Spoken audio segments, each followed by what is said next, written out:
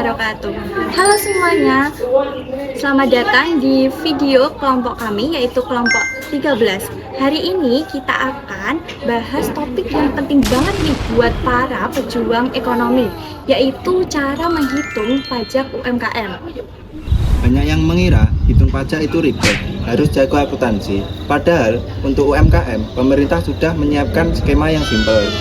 Supaya lebih jelas, hari ini kita akan terhubung bersama ahli pajak dan pelaku narasumber kita. Baik, sebelumnya terima kasih atas kesempatan yang telah diberikan ya teman-teman. Di sini saya berperan sebagai ahli pajak. Dan kita langsung saja ya masuk ke pembahasan yang pertama. Jadi apa sih pajak UMKM itu sendiri? Nah, pajak UMKM merupakan pajak penghasilan atau yang biasa kita sebut PPh yang bersifat final.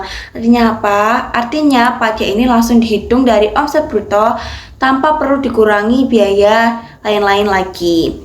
Untuk dasar hukumnya sendiri, ini awalnya itu diatur dalam PP nomor 23 tahun 2018. Namun seiring berjalannya waktu, diperbarui lagi ya melalui PP nomor 55 tahun 2022. Lalu siapa aja sih yang bisa menggunakan tarif ini?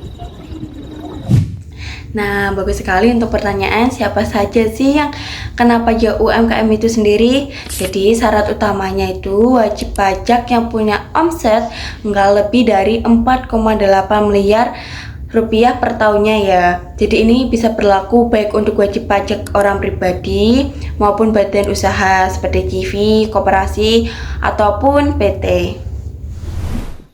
Nah, jadi sebagai pelaku UMKM, saya tuh biasanya bingung gimana sih cara ngitung pajak UMKM yang benar tuh. Contohnya, omset bulan ini itu sebesar 20 juta. Nah, cara ngitung pajaknya itu gimana? Apakah kita itu harus hitung laba kita dulu berapa atau langsung aja dari omset kita itu?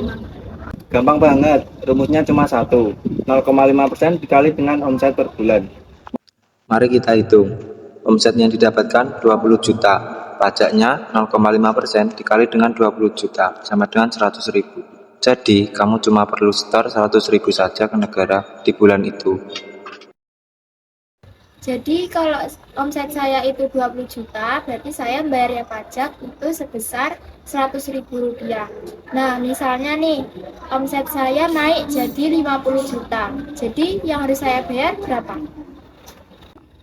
Tinggal kalikan saja, 0,5% dikali dengan 50 juta, sama dengan 250 ribu. Praktis kan? Nggak perlu pusing, hitung laba bersihnya dulu. Tapi tarif 0,5 ini nggak berlaku selamanya kan? Pasti ada batas waktunya. Betul. Berdasarkan aturan terbaru, jangka waktu penggunaan tarif 0,5% ini terbatas. 7 tahun untuk wajib pajak orang pribadi, 4 tahun untuk koperasi, CV atau firma, dan 3 tahun untuk perseroan terbatas.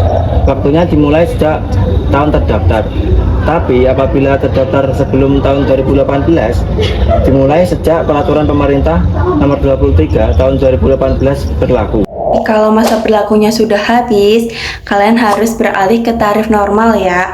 Atau kalian juga bisa mulai pakai skema pembukuan.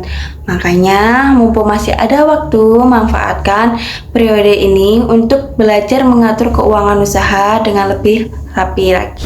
Oh, jadi gitu ya. Ternyata bayar pajak itu mudah dan terjangkau ya buat kita para perintis baru ini.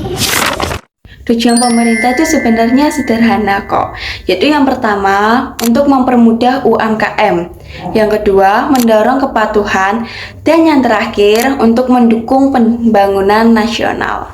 Jadi kesimpulannya, pajak UMKM 0,5 adalah solusi buat kamu yang mau taat bayar pajak tanpa ribet. Jangan lupa bayar pajak tiap bulan dan lapor SPT tahunannya ya. UMKM maju, Indonesia hebat, pajak kita untuk kita.